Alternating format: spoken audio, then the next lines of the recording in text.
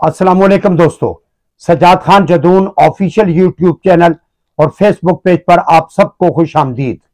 اسرائیلی فوجیوں کے ہاتھوں اپنے ہی فوجیوں کی ہلاکت، آخر معاملہ کیا ہے؟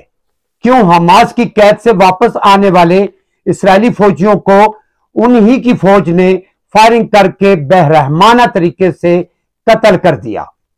اسرائیلی وزیر اعظم نیتن یاہو ایک جانب عالمی حمایت کھو جانے پر ذہنی توازن بھی کھو چکے ہیں، دوسری جانب ان کی سوچ کے برخلاف حماس سے طویل جنگ نے اسرائیل بھر میں خوف کی لہر دوڑا دی ہے، بلکہ اسرائیلی عوام حماس سے جنگ بندی کے لیے سڑکوں پر نکل آئے ہیں اور بہت بڑی تعداد میں بہت زبردست احتجاج ہو رہا ہے۔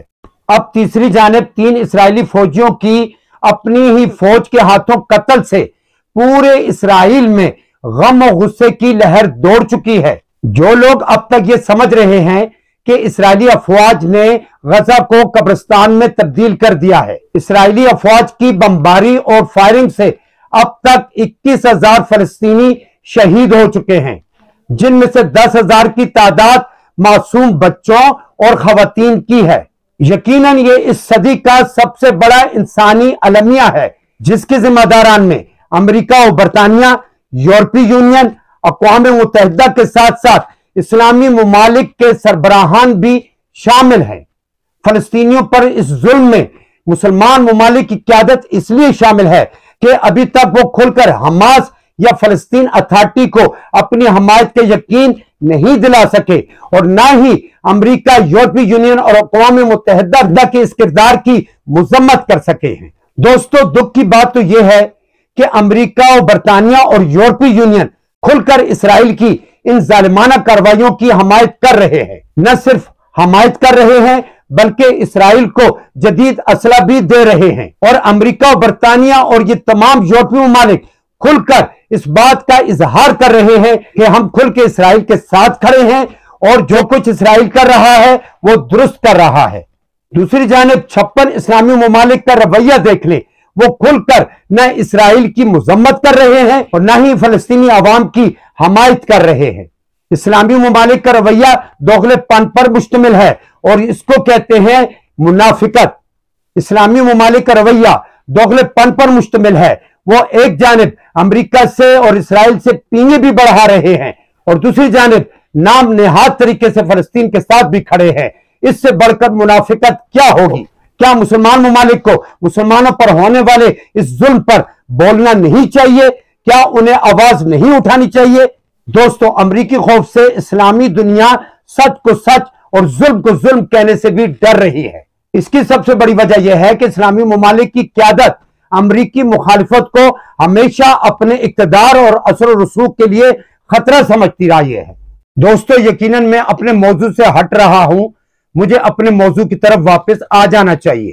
تو دوستو، جو غلام میڈیا کی پھیلائی ہوئی غلط فہمیوں کا شکار ہے وہ سن لیں کہ اسرائیل زبردست ظلم، طاقت اور جدید اسلحہ کے استعمال کے باوجود حماس کے خلاف فلسطین میں نہ صرف عسکری لحاظ سے جنگ ہار چکا ہے بلکہ وہ عالمی حمایت بھی کھو چکا ہے۔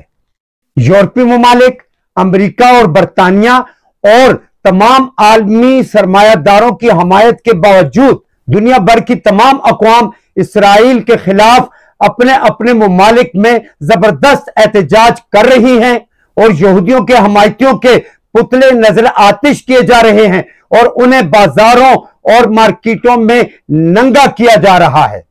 اس صورتحال سے یہودیوں سمیت تمام فلسطین مخالف ممالک پریشان ہیں کہ وہ کس طرح سے اسرائیل کی حمایت کو مسلسل جاری رکھ سکیں گے۔ یہی وجہ ہے کہ اسرائیل کی فوج اور حکومت اعصابی طور پر بھی دنیا بھر میں یہ جنگ ہار چکی ہے۔ سینکڑوں فلسطینی مسلمان روزانہ کی بنیاد پر مر رہے ہیں، لیکن وہ خوفزدہ نہیں بلکہ خوف اب ان سے خوفزدہ ہے۔ یہی وجہ ہے کہ اسرائیل فلسطین جنگ طویل عرصہ گزر جانے کے باوجود جاری ہے۔ نہ صرف جاری ہے بلکہ دنیا بھر کے اربوں انسان فلسطینی عوام کی حمایت میں اٹھ کھڑے ہوئے ہیں۔ زبردست طاقت، جدید اسلحہ اور سپر پاور کی حمایت کے باوجود اسرائیل سمیت دنیا بھر میں یہودیوں کی نیند تک حرام ہو چکی ہے۔ وہ خوف کے مارے نہ اپنے گھروں سے نکل پا رہے ہیں، نہ دیگر لوگوں کا سامنا کر پا رہے ہیں۔ کیا اس سے بڑھ کر اللہ کی مدد اور نصرت کوئی اور ہوگی جو اس وقت فلسطینی عوام کو حاصل ہو چکی ہے، جو یہ سمجھ چکے تھے کہ ان کا ملک اور ان کی حکومت بہت طاقتور ہے۔ اب وہ واسطے دے رہے ہیں کہ خدارہ جنگ بندی کی جائے اور ان کے پیاروں کو حماس کی قید سے واپس لایا جائے۔ اسرائیل کے بجٹ اور سرمائے پر زبردست زوال آ چکا ہے۔ معیشت تباہ، نظام حکومت تباہ، حمایت ختم، سروں پر منڈلاتی موت اور خوف نے ہر یہودی کو نفسیاتی مریض بنا کر رکھ دیا ہے۔